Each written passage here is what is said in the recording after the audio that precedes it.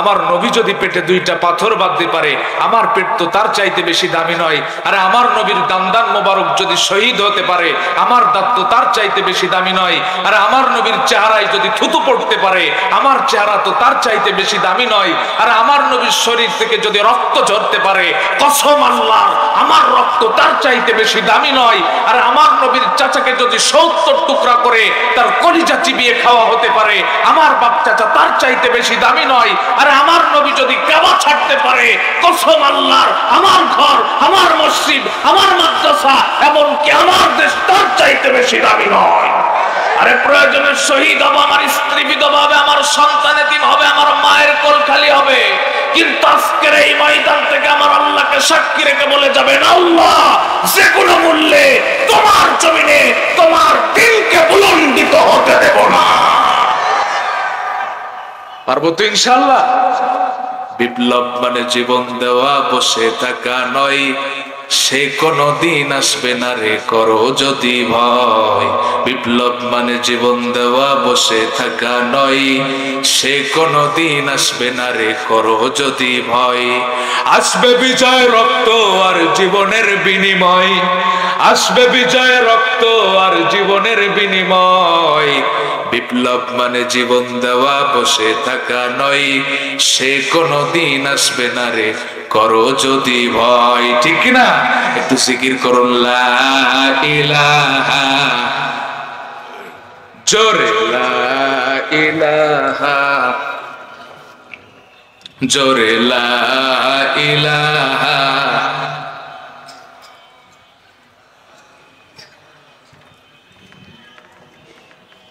কষ্ট পাচ্ছেন নাকি আপনারা? রাগ করছেন নাকি?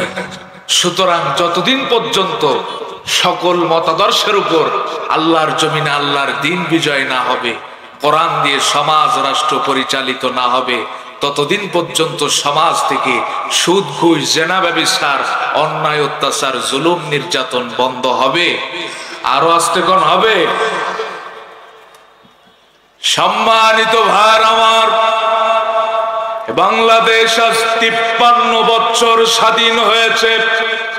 এই 53 বছরের মধ্যে কি জাতি একটি রাত ধর্ষণ মুক্ত রাত উপহার পেয়েছে? একটি রাত কি চুরি, ডাকাতি, গুম, খুন, হত্যা মুক্ত রাত উপহার পেয়েছে? কেন পায় নাই? গবেষণা করে দেখলাম, বাংলাদেশ আজ 53 বছর স্বাধীন হয়েছে। 53 বছরের মধ্যে একটি বারের জন্য কোন হিন্দু আমার দেশের ক্ষমতার চেয়ারে বসে নাই, কোন খ্রিস্টান বসে নাই, কোন বৌদ্ধ বসে নাই, কোন বিধর্মী বসে নাই। বারবার মুসলমানেরাই যায়, কিন্তু আজ পর্যন্ত আল্লাহর কোরআনের একটি বিধান এ জমিনে বাস্তবায়ন হয় নাই। স্বাধীনতার পর থেকে বাবা দেশ চালিয়েছে, কেমন লাগে তাও আমরা দেখেছি। স্বামী দেশ চালিয়েছে, কেমন লাগে তাও আমরা দেখেছি। আমি না দেখলেও আমার দাদা দেখেছে। চাচা 9 বছর দেশ চালিয়েছে, কেমন লাগে তাও আমরা দেখেছি। ভাবি দেশ চালিয়েছে, কেমন লাগে তাও আমরা দেখেছি। বুবু 16টি বছর দেশের মানুষকে জ্বালায়া পালায়া গেল, তাও আমরা দেখেছি। শুধু একটা জিনিস দেখার বাকি আছে, আল্লাহর কোরআন দিয়ে দেশ চললে কেমন লাগবে। এটা দেখতে চান কারা কারা? একটু দুহাত তুলে দেখান তারা তারা। ভাই আমার, বন্ধুরা আমার, সুতরাং যতদিন পর্যন্ত সকল মতাদর্শের উপর আল্লাহর জমিনে আল্লাহর দিন বিজয় না হবে, কোরআন দিয়ে সমাজ রাষ্ট্র পরিচালিত না হবে, ততদিন পর্যন্ত সমাজ থেকে সুদ, ঘুষ, জেনা, ব্যভিচার, অন্যায়, অত্যাচার বন্ধ হবে। আরো আস্তে কোন হবে, কারণ কোরআনে চুরির সমাধান, হত্যার সমাধান, ধর্ষণের সমাধান আছে না নাই? আরো আস্তে কোন আছে না নাই? আল্লাহর কোরআন বলছেন, আয-যানিয়াতু ওয়াজ-যানি ফাজলিদু কুল্লা ওয়াহিদিম মিনহুমা মিআতা জালদা। আল্লাহর কোরআন বলছেন জেনামুক্ত সমাজ যদি করতে চাও, জেনাকার আর জেনাকারিনীকে পাথর নিক্ষেপ করে দুনিয়ার বুক থেকে বিদায় করে দাও।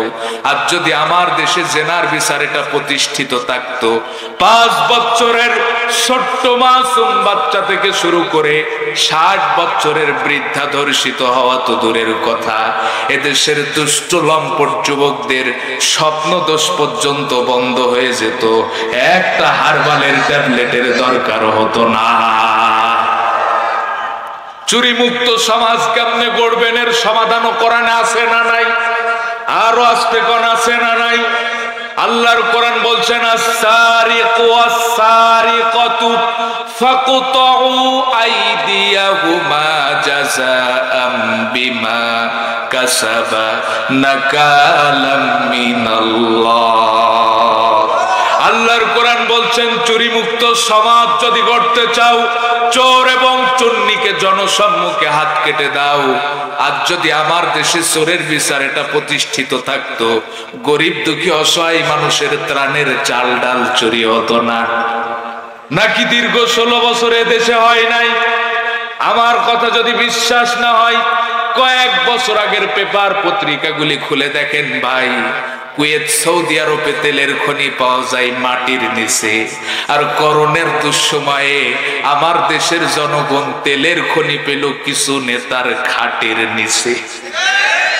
আজ যদি কোরআন দিয়ে চোরের বিচার ফয়সালা করা হতো, এদেশের জনগণ ব্রিজ কালভার্টের ভিতরে রডের বোতলে বাস দেখতো না। এমনকি রাতের আধারে তাহাজ্জুদ পড়ে এদেশের জনগণের গণতান্ত্রিক অধিকার চুরি করার দুঃসাহস কারো বাপের বেটির হতো না। নাকি দীর্ঘ 16 বছরে এই চোর আপনাদের দেশে ছিল না? ছিল। এই চোরের জন্য তো আজ পর্যন্ত আমার বয়সে ভোট দেওয়ার সৌভাগ্যই হলো না। আমার মতো সৌভাগ্যবান ব্যক্তি এই মাহফিলে আর কে কে আছেন একটু হাত তুলে দেখান তো। কোনে ওয়াজ করতে আসলাম, হাত নামান। 41 সালের আগে কেউ আমাদের নৌকা ডোবাতে পারবে না। এখন তো নদীও আছে, পানিও আছে, মাগার চালাবার জন্য নৌকাও নাই, মাঝিও নাই। আওয়াজ তুলে বলুন কথা ঠিক কিনা? ও তুমি কেমন নৌকার মাঝি, এখন তোমার নৌকা চলে না।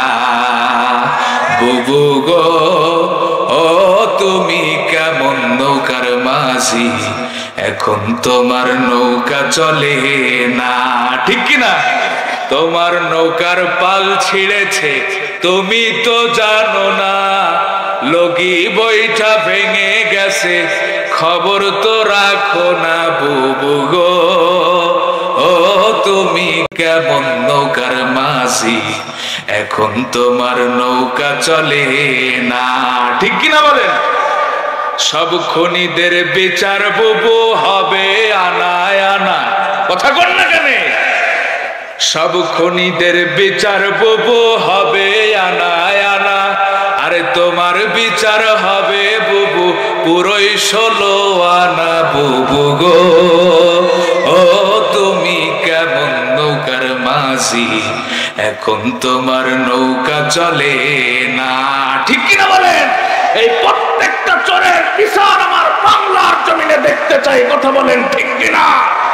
আজ যদি সূরা আল মাইদার 38 নম্বর ধারা অনুযায়ী দেশের জজ কোর্ট আর সুপ্রিম কোর্টের সামনে এই সমস্ত চোরগুলির হাত কেটে দেওয়া যায়, দেশের ধনী মানুষের 5 তলা থেকে ছুঁড়ে ফেলে দেওয়া পচা খাদ্য গরিব মানুষেরা ডাস্টবিনের কুত্তার সঙ্গে ভাগাভাগি করে খায়, যে দেশের ছোট্ট ছোট্ট মাসুম বাচ্চাগুলি সামান্য একটি কম্বলের অভাবে রাজপথে মারা যায়, যে দেশের মা বোনেরা সামান্য 50 টাকার বিনিময়ে তাদের ইজ্জতকে বিক্রি করে খায়, এদেশে ওসিডিসি এসপি আমলা কামলা সচিব আর মিনিস্টার হবার পরে কলমের খোঁচায় কোটি কোটি টাকা দুর্নীতি করে খেয়েছে। আর যদি সূরা আল মাইদার 38 নম্বর ধারা অনুযায়ী দেশের জজ কোর্ট আর সুপ্রিম কোর্টের সামনে এই সমস্ত চোরগুলির হাত কেটে দেওয়া হয়, আর দেশের সমস্ত চ্যানেল স্যাটেলাইট গুলি যদি তা বারবার দেখে আর প্রচার করে, সিলেট সুনামগঞ্জ কলাউড়া নয়, টেকনাফ থেকে তেতুলিয়া নয়, রূপসা থেকে পাথুরিয়া নয়, আগামী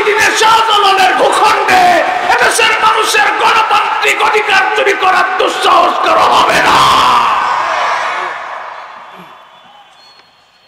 সম্মানিত ভাইরা আমার, আল্লাহর নবী বলেছেন, মান তামাসসাকা বিসুন্নতি ইনদা ফাসাদি উম্মতি ফালাহু আজরু মিয়াতি শাহীদ। আমার উম্মতের যখন দুরবস্থা হবে, এখন উম্মতের দুরবস্থা নাকি ভালো অবস্থা? আর আস্তে কোন এই দুরবস্থার সময় আমার যে উম্মত আমার একটি মৃত সুন্নাতকে জিন্দা করতে পারবে, এর আমল নামায় 1-2টা নয়, 100 গলা কাটা শহীদের সওয়াব দান করা হবে। চিন্তা করলাম, আল্লাহ কি সেই মৃত সুন্নাত? খাওয়ার শেষে মিষ্টি খাওয়া সুন্নাত, এটা তো একেবারে মরে যায়নি। কেউ খায়, ডায়াবেটিক্সের রোগীরা না হয় খায় না। দাড়ি রাখা সুন্নাত, এটাও তো একেবারে মরে যায় না। আমার না হয় ছোট, আপনাদের একটু বড়। টুপি পরা সুন্নাত, এটাও তো একেবারে মরে যায়নি। কেউ পরে, কেউ পরে না। কিন্তু একটা সুন্নাত আজ আমার সমাজ থেকে একেবারেই মরে গেছে। আমার নবী তার জীবনে 23 বছর যাবত যে কোরআন দিয়ে সমাজ রাষ্ট্র পরিচালনা করেছিল, এই সুন্নাতটা আজ আমার সমাজ থেকে একেবারেই মরে গেছে। আর এই সুন্নাতের কথা বললেই বলে, হুজুর এটা ধর্মের নামে রাজনীতি।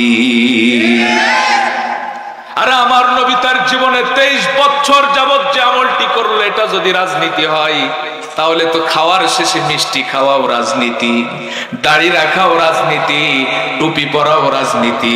আওয়াজ তুলে বলুন কথা ঠিক কিনা? ভাইরা আমার, বন্ধুরা আমার, একটা কথা কান খাড়া করে শোনেন।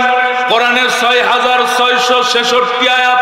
কেউ যদি মুসলমান হতে চায়, নিজেকে একজন সাচ্চা মুসলিম দাবি করতে চাই, তার কোরআনের 6666 আয়াতই মানা লাগবে।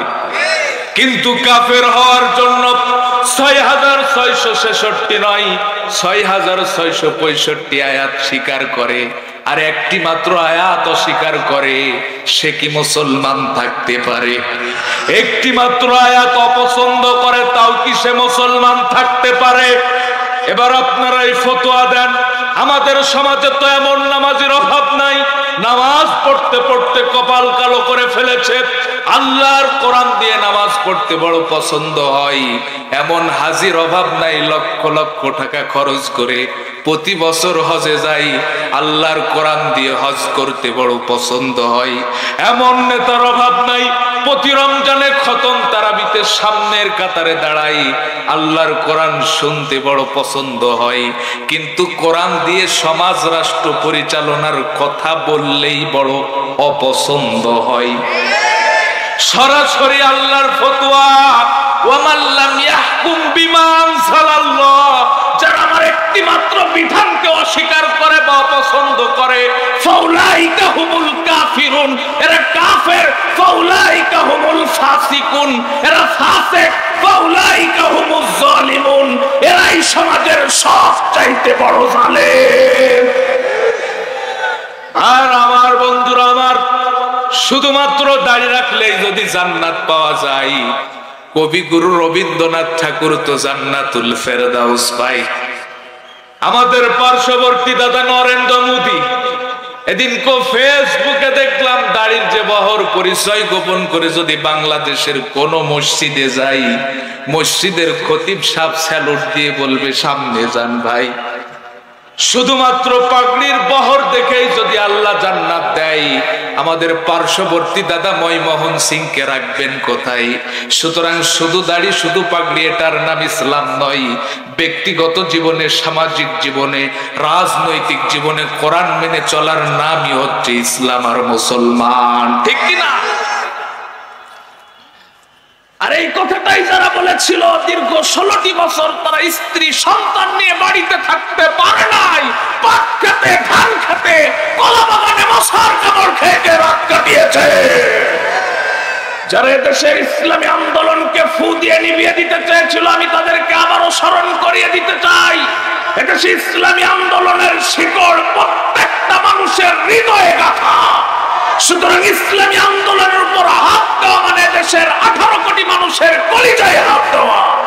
সংগ্রামী ভাই ও বন্ধুরা, আবারও যদি সামনের দিনে কোন শকুনের দৃষ্টি ইসলামী আন্দোলন স্বাধীনতা সার্বভৌমত্বের উপর পড়ে, সেই দৃষ্টির মোকাবেলা করার জন্য যদি আমার মুক্তার সাইদের মতো বুলেটের সামনে বুক পেতে দিতে হয়, কারা কারা প্রস্তুত আছেন দোয়া তুলে দেখান।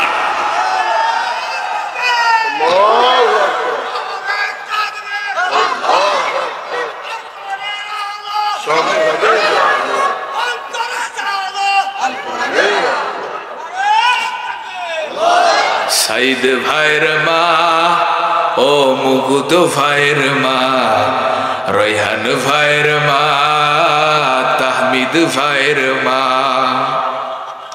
তোমরা বড়ই ভাগ্যবতী, আনলে ধরাই দিনের জ্যোতি। সালাম জানাই তোমায় ফেরেশতা,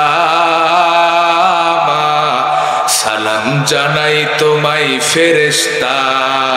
সাইদ ভাইয়ের মা, ও মুকুদ ভাইয়ের মা, রয়হান ভাইয়ের মা, তাহমিদ ভাইয়ের মা। আন্দোলনের ডাকে তারা জাগ্রত সব প্রাণ, জীবন দিয়ে রেখেছিল আমার দেশের মান। আন্দোলনের ডাকে তারা জাগ্রত সব প্রাণ, জীবন দিয়ে রেখেছিল আমার দেশের মান। স্বাধীনতা আনতে যারা সদাই ছিল পাগল পারা, আরশ ছায়াই তাদের ঠিকানা, আরশ ছায়াই তাদের ঠিকানা। সাইদ ভাইয়ের মা, ও মুকুদ ভাইয়ের মা, রয়হান ভাইয়ের মা, ফয়সাল ভাইয়ের মা। ঠিক কিনা বলেন? একটু জিকির করুন লা ইলাহা, জোরে লা,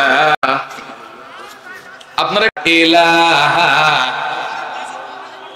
জোরে লা ইলাহা, সুবহানাল্লাহ আলহামদুলিল্লাহ, লা ইলাহা ইল্লাল্লাহ, জোরে সুবহানাল্লাহ আলহামদুলিল্লাহ, লা ইলাহা ইল্লাল্লাহ। কষ্ট পাচ্ছেন নাকি আপনারা? সম্মানিত ভাইরা আমার, এই দিন প্রতিষ্ঠার আন্দোলন সাহাবারা কিভাবে করেছিল লক্ষ্য করে শুনুন।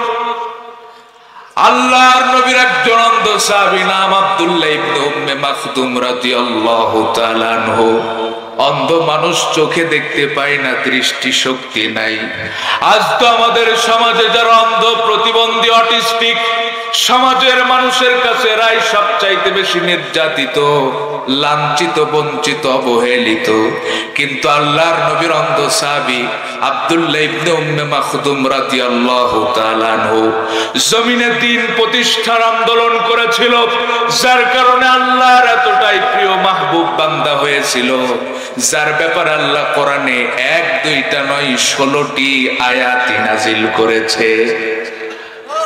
আল্লাহর নবী একদিন আরবের বড় বড় কাফের নেতা আবু জেহেল, আবু লাহাব, উতবা, সাইবা, ওয়ালিদ ইবনে মুগিরা, এই সমস্ত বড় বড় কাফের নেতাদের সঙ্গে সংলাপ করছেন, তাদের কি দিন বোঝানোর চেষ্টা করছেন। ঠিক এরকম একটি গুরুত্বপূর্ণ মুহূর্তে অন্ধ সাহাবী আব্দুল্লাহ ইবনে উম্মে মাকতুম রাদিয়াল্লাহু তাআলা আনহু হাজির হলেন। ডাক দিয়ে বললেন, ইয়া রাসূলুল্লাহ, ইয়া হাবিবাল্লাহ, একটা বিষয় জানতে চাই।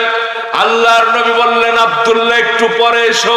তিনি আবার ডাক দিয়ে বললেন, ইয়া রাসূলুল্লাহ, ইয়া হাবিবাল্লাহ, একটা বিষয় জানতে চাই। আল্লাহর নবী বললেন, আব্দুল্লাহ একটু পরে এসো। তিনি তো অন্ধ মানুষ, চোখে দেখতে পায় না, দৃষ্টি শক্তি নাই। আল্লাহর নবী কোন অবস্থায় আছে, কোন হালাতে আছে, এটা তো তিনি বুঝতে পারছেন না। আবার ডাক দিয়ে বললেন, ইয়া রাসূলুল্লাহ, ইয়া হাবিবাল্লাহ, একটা বিষয় জানতে চাই। আল্লাহর নবী একটু ভুরু কঞ্চিত করলেন, রাগান্বিত হলেন। এই জন্য আল্লাহর নবী ভুরু কঞ্চিত করে নাই, রাগান্বিত হয় নাই, যে আমি আরবের বড় বড় কাফের নেতাদের সঙ্গে সংলাপ করছি, আর এরকম একটি গুরুত্বপূর্ণ মুহূর্তে সামান্য একজন অন্ধ ব্যক্তি এসে আমাকে ডিস্টার্ব করছে, এই জন্য আল্লাহর নবী ভুরু কুঞ্চিত করে নাই, রাগান্বিত হয় নাই। বরং আল্লাহর নবীর লক্ষ্য উদ্দেশ্য ছিল আরবের বড় বড় যে কাফের নেতাদেরকে হাতে পেয়েছি, তাদেরকে যদি দিন বুঝায়া দিনের ছায়াতলে আনতে পারি, গোটা আরব দিনের ছায়াতলে প্রবেশ করবে। কিন্তু আব্দুল্লাহ ইবনে উম্মে মাকতুম তো আমার কাছের মানুষ, তার প্রশ্নের জবাব তো আমি কিছুক্ষণ পরেও দিতে পারবো। আল্লাহর নবীর লক্ষ্য উদ্দেশ্য ছিল এটা। সঙ্গে সঙ্গে আল্লাহ কোরআনের আয়াত নাজিল করলেন, আবাসা ওয়া তাওয়াল্লা আন জাআহুল আ'মা ওয়া মা ইউদরিকা লাআল্লাহু ইয়াযাক্কা। আল্লাহ সঙ্গে সঙ্গে কোরআনের আয়াত নাজিল করে জানায়া দিলেন, নবী হে, আপনি কেন ভুরু কুঞ্চিত করেন, আপনি কেন রাগান্বিত হন? এটা তো উপদেশ বাণী, যার ইচ্ছা সেখান থেকে উপদেশ গ্রহণ করবে, যার ইচ্ছা গ্রহণ করবে না। কাউকে জোর করে উপদেশ দেওয়ার জন্য তো আপনাকে পাঠানো হয় নাই। কিন্তু যেখান থেকে উপদেশ গ্রহণ করতে চাই, নবী হে, আপনি কেন তার উপর ভুরু কুঞ্চিত করেন, রাগান্বিত হন? এইরকম ভাবে অন্ধ সাহাবী আব্দুল্লাহ ইবনে উম্মে মাকতুমের ব্যাপারে আল্লাহ কোরআনে 1-2টা নয় 16টি আয়াত নাজিল করেছে। আমার মনে বড় কৌতূহল জাগলো, প্রশ্ন জাগলো, যে অন্ধ সাহাবী আব্দুল্লাহ ইবনে উম্মে মাকতুম রাদিয়াল্লাহু তাআলা আনহু কি এমন আমল করত যে তার ব্যাপারে আল্লাহ কোরআনে 1-2টা নয় 16টি আয়াত নাজিল করলো। আমি তার জীবনী পড়া শুরু করলাম, তার জীবনী পড়তে পড়তে অবাক হলাম। এক পর্যায়ে তার ইমানি জজবা দেখে বাকরুদ্ধ হয়ে পড়লাম। হযরত ওমরের জামানায় মুসলমানরা গাজওয়ায়ে কাদেসিয়ায় যুদ্ধের ময়দানে যাওয়ার জন্য প্রস্তুত হচ্ছেন। এই সংবাদ অন্ধ সাহাবী আব্দুল্লাহ ইবনে উম্মে মাকতুমের কানে পৌঁছানো মাত্রই দৌড়াইতে দৌড়াইতে হযরত ওমরের দরবারে হাজির হলেন। ডাক দিয়ে বললেন, আমিরুল মুমিনিন খলিফাতুল মুসলিমিন ওমর, আমার কানে সংবাদ এসেছে মুসলমানরা গাজওয়ায়ে কাদেসিয়ায় যুদ্ধের ময়দানে যাওয়ার জন্য প্রস্তুত হচ্ছে। ওমর, আজ আমি তোমার দরবারে একটা দরখাস্ত নিয়ে এসেছি, আমার দরখাস্ত মঞ্জুর করা লাগবে। হযরত ওমর বললেন, আব্দুল্লাহ, তোমার দরখাস্ত পেশ করো। অন্ধ সাহাবী আব্দুল্লাহ ইবনে উম্মে মাকতুম ডাক দিয়ে বললেন, আমিরুল মুমিনিন খলিফাতুল মুসলিমিন ওমর, আল্লাহর নবী যখন জীবিত ছিল, সাহাবাদেরকে নিয়ে যখন যুদ্ধের ময়দানে রওনা হতো, আমি দয়ার নবী মায়ার নবীর সামনে দাঁড়িয়ে বলতাম, নবী গো, আমিও যুদ্ধের ময়দানে যেতে চাই। দয়ার নবী মায়ার নবী আমার মাথায় হাত বুলায়া মসজিদে নববীর ইমামতির দায়িত্ব দিয়ে যুদ্ধের ময়দানে যেতেন। আর বলতেন, আব্দুল্লাহ, মদিনার যত অসুস্থ মানুষ আছে, যত বৃদ্ধ মানুষ আছে, যত ছোট্ট ছোট্ট মাসুম বাচ্চা আছে, তুমি তাদের দেখাশোনা করবা। দয়ার নবী মায়ার নবী আমার মসজিদে নববীর ইমামতির দায়িত্ব দিয়ে যুদ্ধের ময়দানে যেতেন। যুদ্ধের ময়দান থেকে যখন ফিরে আসতো, আমার কানে সংবাদ পৌঁছাতো, ওই যুদ্ধের ময়দানে আমার অনেক বন্ধু, অনেক সাথী শাহাদাত বরণ করে আল্লাহর জান্নাতের নাজ নিয়ামত উপভোগ করছেন। আবার আমার অনেক বন্ধু, অনেক সাথী যুদ্ধের ময়দান থেকে গাজী হয়ে ফিরে এসে আমলের পাল্লাটা ভারী করেছে। ও মোর, আমার মনে বড় কষ্ট, আমার মনে বড় ব্যথা, আমি এই সমস্ত নিয়ামত থেকে বঞ্চিত। ও মোর, আজ আমি তোমার দরবারে এসেছি, আমাকে গাজওয়ায়ে কাদেসিয়ায় যুদ্ধের ময়দানে নিয়ে যাওয়াই লাগবে, কোন রকম ফেরানো যাবে না। যুদ্ধের ময়দানে গেলে কি প্যাকেট প্যাকেট বিরিয়ানি পাওয়া যায়? 500 টাকা করে হাদিয়া পাওয়া যায়? নাকি হাত যায়, পা যায়, চোখ যায়, রক্ত যায়, এমনকি জীবন পর্যন্ত যায়? এটা কি অন্ধ সাহাবী আব্দুল্লাহ ইবনে উম্মে মাকতুম জানতেন না? আরো আস্তে কোন জানতেন না? হযরত ওমর তার আগ্রহ দেখে তার দরখাস্ত মঞ্জুর করলেন। আর ডাক দিয়ে বললেন, ও আব্দুল্লাহ, বুঝলাম তুমি যুদ্ধের ময়দানে যাবা, কিন্তু তুমি তো অন্ধ মানুষ, তীর চালাতে পারো না, তরবারি চালাতে পারো না, শত্রুপক্ষের কোনো আক্রমণকে মোকাবেলা করতে পারবা না, এমনকি তুমি তো যুদ্ধের ময়দান থেকে পালাতেও পারবা না। তুমি যুদ্ধের ময়দানে যে করবাটা কি, তোমার কাজটা কি? অন্ধ সাহাবী আব্দুল্লাহ ইবনে উম্মে মাকতুম জবাব দিলেন, আমিরুল মুমিনিন খলিফাতুল মুসলিমিন ওমর, জানতাম আপনি এই প্রশ্নটাই করবেন, যার কারণে উত্তরটা আমি অনেক আগেই সাজিয়ে রেখেছি। ওমর, জানি আমি অন্ধ মানুষ, যুদ্ধের ময়দানে তীর চালাতে পারবো না, তরবারি চালাতে পারবো না, শত্রুপক্ষের কোন আক্রমণকে মোকাবেলা করতে পারবো না, এমনকি যুদ্ধের ময়দান থেকে পালাতেও পারবো না। কিন্তু ওমর, মুসলমানরা যখন গাজওয়ায়ে কাদেসিয়ায় যুদ্ধের ময়দানে প্রস্তুতি নিয়ে নামবে, কালেমার পতাকাটা যেন আমার হাতে তুলে দেয়।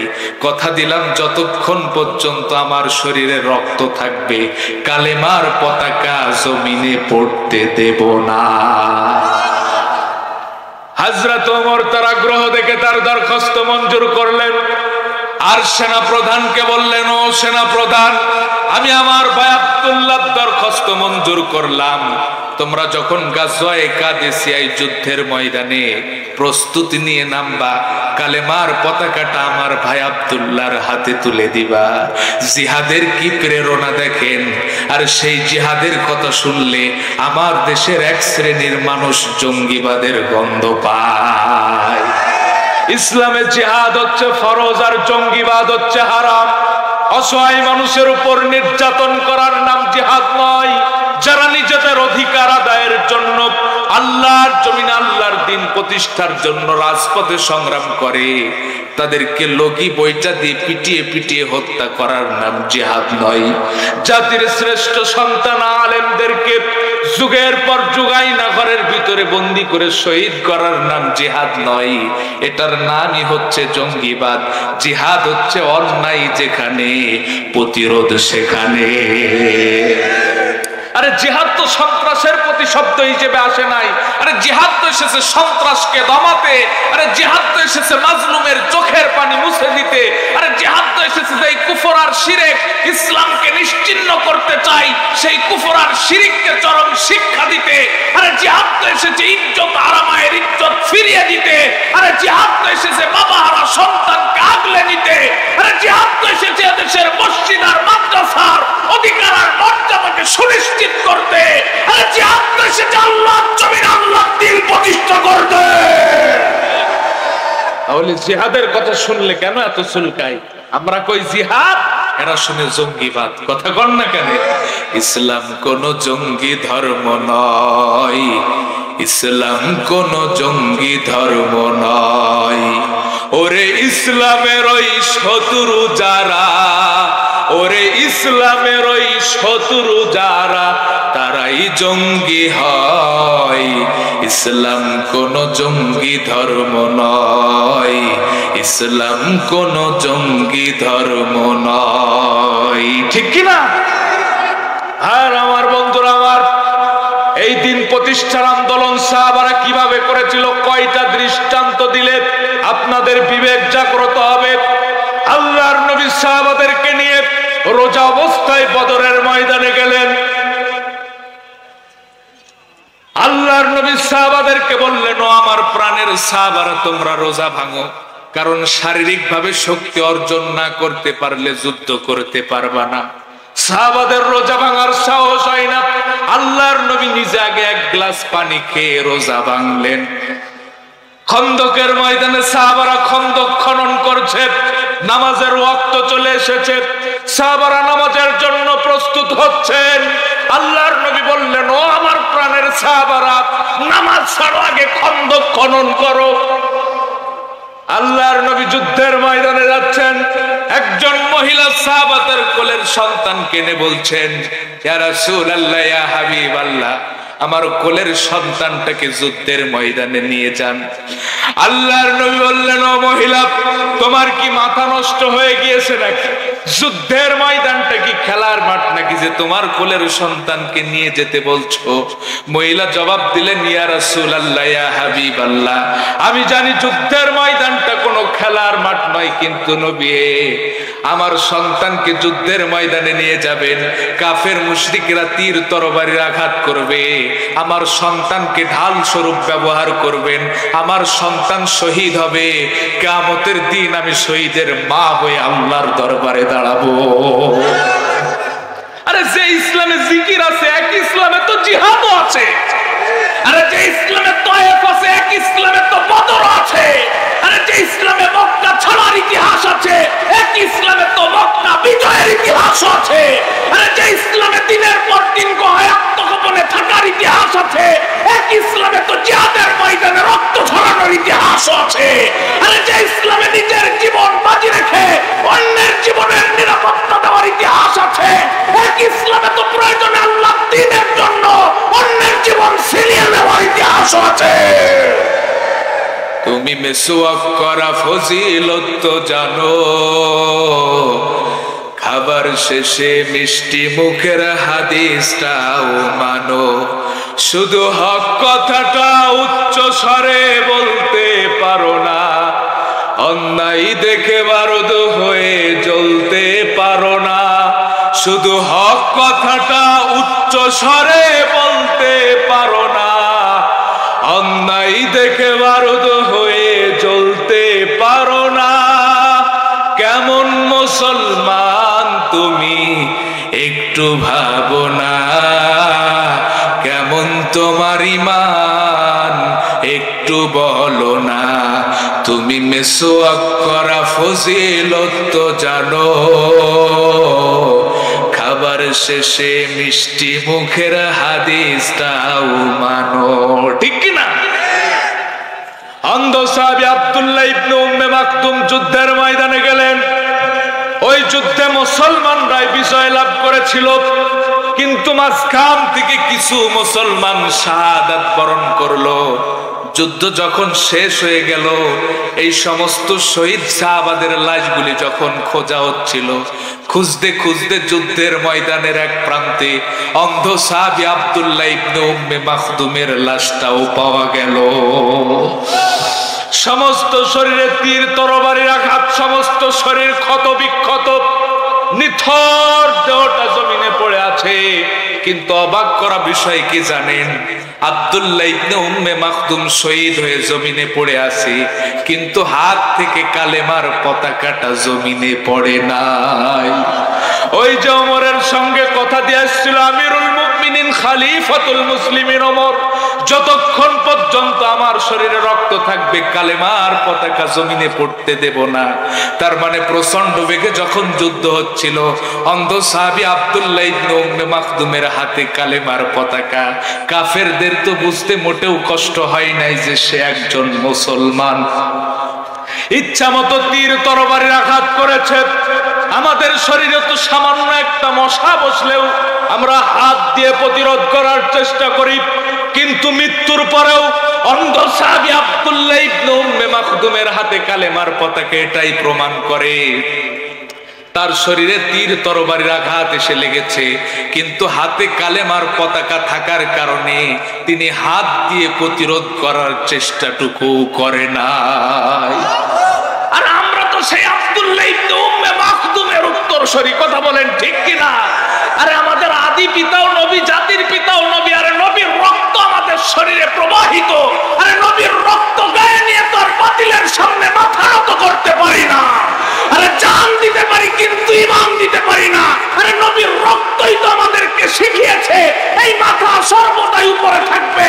যদি নত হতে হয় এক আল্লাহর সামনেই নত হবে, তাছাড়া পৃথিবীর কোন শক্তির সামনে এই মাথা নতি স্বীকার করবে না। আরে কিসের ভয়? আমাদের জন্য তো এক আল্লাহই যথেষ্ট। আরে যে আল্লাহ নবী মুসার জন্য যথেষ্ট হয়েছিল, আরে যে আল্লাহ নবী ঈসার জন্য যথেষ্ট হয়েছিল, আরে যে আল্লাহ নবী ইউসুফের জন্য যথেষ্ট হয়েছিল, আরে যে আল্লাহ নবী ইউনূসের জন্য যথেষ্ট হয়েছিল, আরে যে আল্লাহ জাতির পিতা ইব্রাহিমের জন্য আল্লাহ খন্দকে যথেষ্ট হয়েছিল, আর যে আল্লাহ হুনায়নের সেই কঠিন সময়েও যথেষ্ট হয়েছিল, সেই একই আল্লাহ যদি আমাদের জন্য যথেষ্ট হয়ে যায়, আর পৃথিবীর কোন শক্তি আছে যে আমাদেরকে রুখবে? কষ্ট পাচ্ছেন আপনারা? সুতরাং আমাদেরকে সে আব্দুল্লাহ ইবনে উম্মে মাকতুমের চরিত্র গঠন করতে হবে। পারবো তো যুবকেরা? সবাই বলেন। আজ আমার যুব সমাজের চরিত্র নষ্ট করার জন্য একটা কুচক্রী মহল দীর্ঘ সময় ধরে ষড়যন্ত্র আর চক্রান্ত করে আসছে, এবং বলা যায় তারা অনেকটাই সফল হয়েছে। ঠিক কিনা বলেন? অতএব আজ প্রমাণ হয়ে গেছে যুব সমাজের চরিত্রের, আজ প্রমাণ হয়ে গেছে যুব সমাজের চরিত্র হরণের এই দুঃসময়ে যুবকদের চরিত্রের নিরাপত্তার একমাত্র আশ্রয়স্থল হচ্ছে বাংলাদেশ ইসলামী ছাত্র শিবির। আওয়াজ তুলে বলুন কথা ঠিক কিনা? আমার শিবিরের ছেলেরা টেন্ডারবাজ নয়, আমার শিবিরের ছেলেরা চাঁদাবাজ নয়, আমার শিবিরের ছেলেরা মাদকাসক্ত নয়, নারী নিয়ে হোটেলে রাত কাটায় না, সামান্য পদ পদবীর জন্য চেয়ার ভাঙাভাঙি করে না, বরং আমার শিবিরের ছেলেদের উপর যখন কোনো দায়িত্ব দেওয়া হয় ছোট্ট বাচ্চাদের মতো ফুপিয়ে ফুপিয়ে কাঁদে। আমার শিবিরের ছেলেরা রাত্রবেলা মাদক আর নারী নিয়ে ব্যস্ত থাকে না, তাহাজ্জুদের জায়নামাজে চোখের পানি ফেলে ফেলে জায়নামাজ বিছায়। আমার শিবিরের ছেলেরা একদিকে যেমন চরিত্রবান, অপরদিকে মেধাবী। ঠিক কিনা বলেন? এদেশের সর্বোচ্চ বিদ্যাপীঠগুলিতে প্রতি বছর সর্বোচ্চ মানের রেজাল্ট আমার শিবিরের ছেলেরাই উপহার দিয়েছে। ঠিক কিনা বলেন? আর সেই সোনার ছেলেদের বিরুদ্ধে অপবাদ দেওয়া হয় তারা নাকি মানুষের পায়ের রগ কাটে। এই সমস্ত আজে বাজে কথা বলে আর জাতিকে বিভ্রান্ত করা যাবে না, কারণ জাতি এখন অনেক সচেতন। ঠিক কিনা বলে? দীর্ঘ 16 বছরে একটি দল এ জাতির শ্রেষ্ঠ সন্তান আলেমদেরকে কয়েক টুকলা ককটেল আর কয়েকটা অস্ত্র নিয়ে ছবি উঠায়া সোশ্যাল মিডিয়ায় প্রচার করে জাতির সামনে জঙ্গি বানাতে চেয়েছিল। পতিতালয় থেকে পতিতা ভাড়া করে এনে আলেমদের সঙ্গে জোর করে ছবি উঠায়া জাতির সামনে এ জাতির আলেমদেরকে ধর্ষক সাজাতে চেয়েছিল। এ জাতি তাদেরকে দাদা বাড়ির টিকিট কাটিয়ে ছেড়েছে। ঠিক কিনা বলেন? সুতরাং সামনের দিনেও যদি সেই একই পন্থাকে অবলম্বন করে এ জাতি তাদেরকেও দাদা বাড়ির টিকিট কাটিয়ে ছাড়বে ইনশাআল্লাহ। এই জন্য আমার প্রিয় অভিভাবকদেরকে বলছি, পদ্মার অন্তরালের মা বোনেদেরকেও বলছি, বৃদ্ধ বয়সে যদি সন্তানের কাছে নির্যাতিত, লাঞ্ছিত, বঞ্চিত, অপমানিত না হতে চান, আপনার সন্তানকে শিবিরে দেন। আপনার সন্তান শুধু আপনার কল্যাণে আসবে না, গোটা জাতির কল্যাণে আসবে। আপনার সন্তান এদেশের স্বাধীনতা, সার্বভৌমত্ব রক্ষার্থে আবু সাইদের মতো বুলেটের সামনে বুক পেতে দিয়ে এদেশের 18 কোটি মানুষের নিরাপত্তা দিবে। আজ এ জাতির চরিত্র নষ্ট করার জন্য কত সূক্ষ্ম সূক্ষ্ম ষড়যন্ত্র চলছে আপনারা কল্পনাও করতে পারবেন না। ভাইরা আমার, বন্ধুরা আমার, এদেশের সর্বোচ্চ বিদ্যাপীঠগুলি যেখানে জাতির চরিত্র গঠনের শিক্ষা দেওয়া হয়, সেই সর্বোচ্চ বিদ্যাপীঠগুলিতেও রাসূলের জীবনীকে ছুঁড়ে ফেলে দিয়ে ট্রান্সজেন্ডার আর দারুইনের মতবাদ শিক্ষা দেওয়া হয়। যার কারণে দেশের সর্বোচ্চ বিদ্যাপীঠগুলিতেও ধর্ষণের সেঞ্চুরি হয়, বাবার সামনে তার কন্যা ধর্ষিত হয়। এদেশের সর্বোচ্চ বিদ্যাপীঠগুলিতে গেলে তো লজ্জায় মাথা নিচু হয়ে যায়। গাছের গোড়ায়, গাছের মাজায়, গাছের আগায় সব কবুতরের বাচ্চার মতো জোড়াই জোড়াই। কার্তিক মাসের কুত্তার লজ্জা শরম আছে, কিন্তু এদের কোনো লজ্জা শরম নাই। কি দেবে রায় জাতিকে যে জাতির চরিত্র নাই, যে জাতির ইউনিভার্সিটির ছেলেরা চরিত্রহীন, বিয়ের আগে অন্য মেয়েকে পাশ পাশে বসায় কোলে বসায় ঘন্টার পর ঘন্টা প্রেম করে। এরা যখন বড় হয়ে ওসি হবে, ডিসি হবে, ডিবি হবে, ওই যে আমাদের ভাতের হোটেলের মালিক হাউন আঙ্কেলের মতো 16 সেকেন্ডের ভিডিও গোটা দেশবাসী দেখতে পাবে। কি দেবে এরা এই জাতিকে, যে জাতির চরিত্র নাই? আর আমরা তো সেই জাতির যে জাতি অর্থের বলে বিজয় অর্জন করে নাই, অস্ত্রের বলে বিজয় অর্জন করে নাই, জনশক্তির বলে বিজয় অর্জন করে নাই, ঈমান আর চরিত্রের বলে বিজয় অর্জন করেছে। আর সেই জাতির চরিত্র নষ্ট করার জন্য সকল প্রকার ষড়যন্ত্র আর চক্রান্ত চলছে। বিয়ের আগে ভালোবাসা, বিয়ের পরে নিজের ঘরের স্ত্রী বাদ দিয়া, মিটার লাইন বাদ দিয়া সাইড লাইনের প্রতি ভালোবাসা। গোটা দেশ এখন অবৈধ প্রেম আর অবৈধ ভালোবাসার জোয়ারে ভাসতেছে। একজনের স্বামী আর একজনের স্ত্রীর সঙ্গে অবৈধ প্রেম করছে, রাতের আধারে অবৈধ মেলামেশা করছে, অবৈধ সন্তান পেটে ধারণ করছে। আর এই অবৈধ সন্তানগুলি বড় হয়ে দীর্ঘ 16 বছর এ জাতির শ্রেষ্ঠ সন্তান আলেমদের উপর নির্যাতন চালিয়েছে। ঠিক কিনা বলেন? এদেশের নায়িকা গায়িকা নর্তকী যারা নিজেদের দেহ ব্যবসা করে খায়, মদের মামলা খায়া কারাগারে ঢুকলো, যখন বাহির হলো মনে হলো কোন বিউটি পার্লার থেকে বাহির হয়ে আসে। কথা কন না কেন? আরে জাতির শ্রেষ্ঠ সন্তান আলেমেরা মিথ্যা মামলায় কারাগারে গিয়েছে, তাদেরকে যখন আদালতে ওঠানো হয়েছে, কেউ বা হুইল চেয়ারে, কারো বা হাতে আর পায়ে বেড়ি। ঠিক কিনা বলেন? যারা জাতির শ্রেষ্ঠ সন্তান আলেমদের হাতে আর পায়ে বেড়ি পরিয়েছিল, মিথ্যা মামলায় বছরের পর বছর কারাগারের ভিতরে বন্দী করে রেখেছিল, ইসলামী আন্দোলনের নেতা কর্মীদেরকে মিথ্যা মামলায় ফাঁসির কাস্তে ঝুলিয়েছিল, এরাই সেই পিতৃ পরিচয়হীন অবৈধ মায়ের অবৈধ সন্তান। আজ তারা কোথায়? কথা কন না কেন? দীর্ঘ 16 বছরে আমরা কত নেতা দেখলাম, পাতি নেতা, ছাতি নেতা, দেশি নেতা, বিদেশি নেতা, হাইব্রিড নেতা। নেতার ঠেলায় মঞ্চ ভেঙে পড়ে। কথা কয় না কেন?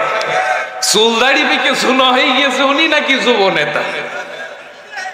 5 সন্তানের বাবা, উনি নাকি ছাত্র নেতা। গত বছর গাইবান্ধায় এক মাহফিল কমিটি পোস্টার হাতে দিল, আমি পোস্টার হাতে নিয়ে আমার নিজের নামই খুঁজে পাইনি। এত পরিমাণ নেতার নাম, কয়েকশো নেতার নাম। কমিটিকে জিজ্ঞাসা করলাম, হোয়াট ইজ দা কজ ভাই, কারণটা কি? কয় হুজুর এগো নাম না দিলে তো মাহফিলই হবে না। আজ তো আলহামদুলিল্লাহ কোরআনের এই মঞ্চটা ইসলামী আন্দোলনের নেতা কর্মীদেরকে দিয়ে ভরপুর। ঠিক কিনা বলেন? আপনারা জানেন বৃদ্ধ মানুষ, এই লোকটা কি চোর? কথা কন না কেন? ডাকাত? এই লোকটা কি ধর্ষক? তাহলে এই বৃদ্ধ মানুষকে কেন মিথ্যা মামলা দিয়া হয়রানি করলেন? আমার পাশে বসে আছে নেপা ওয়ার্ডের সম্মানিত আমির, ইসলামী আন্দোলনের একজন নির্ভীক সৈনিক। আরো মঞ্চে যারা আছে, আমি যদি বলি এই বাগাডাঙ্গা তো উর্বর এলাকা, এইরকম দৃশ্য বাগাডাঙ্গায় দেখা এটা তো বড় সৌভাগ্যের ব্যাপার। ঠিক কিনা বলেন? দীর্ঘ 16 বছরে কি এই মঞ্চে আমরা এই মানুষগুলিকে দেখেছি? তাদেরকে দেখেছি লাউ চোরা, কদু চোরা, ছাগল চোরা, মুরগি চোরা, ফেন্সিডি লিয়া আবার সারা রাত মাল খায়া টাল হইয়া গাছের ধাক্কা দিয়ে বলে ভাইজান সাইড দেন, আর কতক্ষণ খাড়ায়া থাকবেন? এরাই কোরআনের মাহফিলের প্রধান অতিথি। কথা কন না কেন?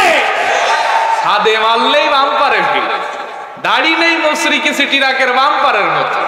আউযুবিল্লাহ বিসমিল্লাহ সহিভাবে বলতে পারেন, আমাদেরকে এসে থিয়েট দেয় যে হুজুর কথাবার্তা কিন্তু খুব সাবধানে বলবেন, কোরআন হাদিস কিন্তু আমরাও কম বুঝিনি। কথা কন না কেন? এদের যন্ত্রণাই কোরআনের মাহফিল তো অনেক পরের কথা। এদেশের মসজিদের ইমামেরাও মসজিদের মেম্বার থেকে কোরআনের হক কথাগুলি বলতে পারে না, কারণ এরা তো মসজিদেরও সভাপতি। নাকি দীর্ঘ 16 বছর আপনাদের এলাকায় ছিল না? সারা মাস খোঁজ না ইমাম সাহেবের যেদিন বেতন দেওয়ার সময় হয়, 180 টাকা গজের পাঞ্জাবি গায়ে দিয়ে মসজিদে যাই, দেখলে মনে হয় জান্নাত থেকে পালিয়ে এসেছে। সেই রকম ডাটে যে ইমাম সাহেব, ইমাম সাহেব ঠিক মতো আজানও দেন না, নামাজও পড়ান না, বেতনও তো কম নেন না। ইমাম সাহেব মনে মনে কয়ে খাটাস করতে গেল, মরে না কেন? ইমামের বেতন 3000 টাকা, বেচারা করবে কি? বাগুন খায় আর চুলকায়, বাগুন খায় আর চুলকায়। এখন চুলকাইতে চুলকাইতে পিছনে লুঙ্গি গেছে ছিঁড়ি, সেজদায় যখন যায় বড় ভয়ানক অবস্থা তৈরি হয়। এই সভাপতি কিছু মুসল্লি নিয়ে ঝিনাইদহে মুফতি সাহেবের কাছে গেছে ফতোয়া নিতে, যে মুফতি সাহেব, আমাদের ইমাম সাহেব যখন সেজদায় যায় বড় ভয়ানক অবস্থা তৈরি হয়, এবার আপনি ফতোয়া দেন, এই ইমামের পিছনে কি আমাদের নামাজ হয়? মুফতি সাহেব বড় চালাক মানুষ, কয় ইমামের বেতন কত? কয় 3000 টাকা। করোনার সময় দিতাম 2000 টাকা, কারণ মুসল্লিও কম, বেতনও কম। মুফতি সাহেব কয় তোমাদের মতো মুসল্লির নামাজ পড়াতে লুঙ্গি লাগবে, এটা কোন কিতাবে আছে? কথা বল না কেন?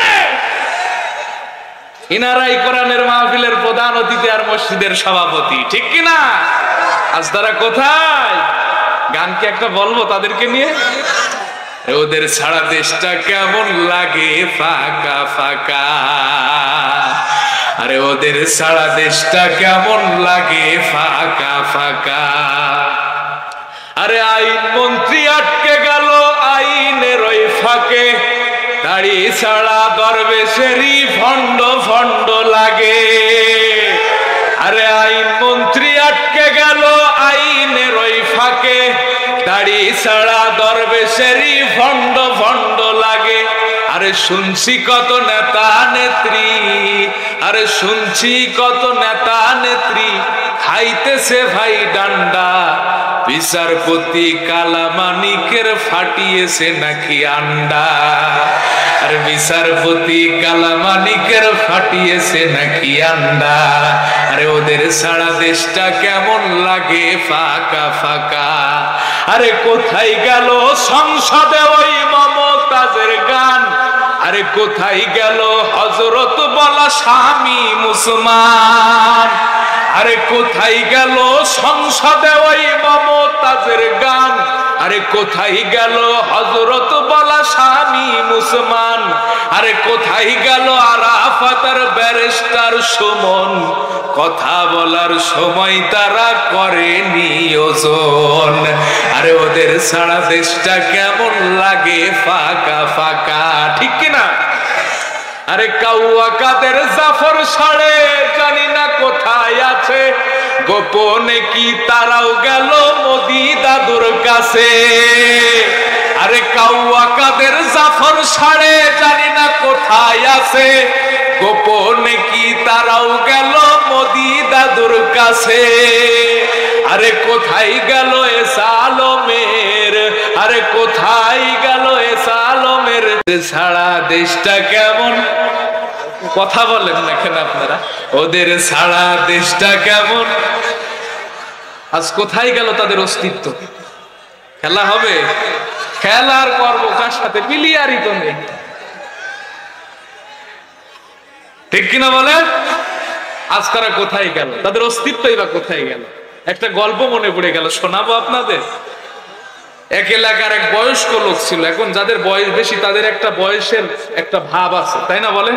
যারা বয়স্ক লোক তাদের দেখবেন বয়সের একটা দেমাগ ভিতরে কাজ করে।